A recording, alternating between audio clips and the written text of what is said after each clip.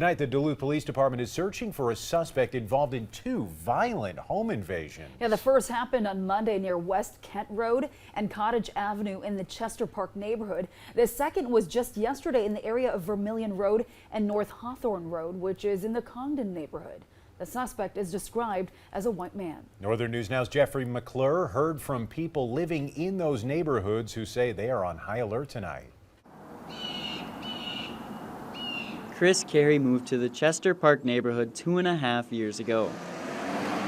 A normally crime-free neighborhood that in the past 2 days has been the target of home invasions. As a parent of a large family, I have kids at home, so it is concerning. Anytime you have any kind of crime happening in your neighborhood, it is pretty concerning.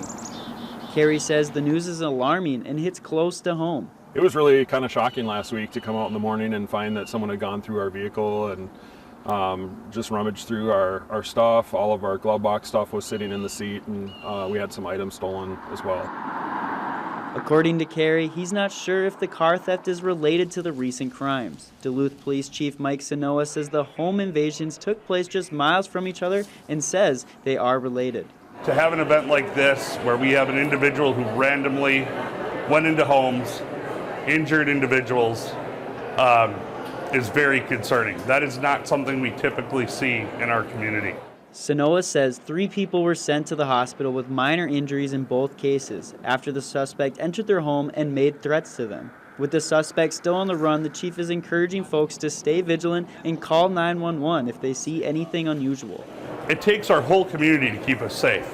We can't just rely on our police officers who work here. Neighbors we talked to say they are uneasy knowing that nothing was caught on their home surveillance cameras. For Carey, he says it comes down to watching out for one another. It's good for us to be mindful of it. I think I'm definitely going to be keeping an eye on it, and if there continues to be things like this happening, then I think we will have to take other measures. In Duluth, Jeffrey McClure, Northern News Now.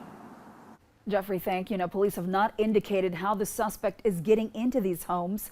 They say they are using all resources to locate the suspect. They are urging anyone who may have security footage to contact their violent crimes unit.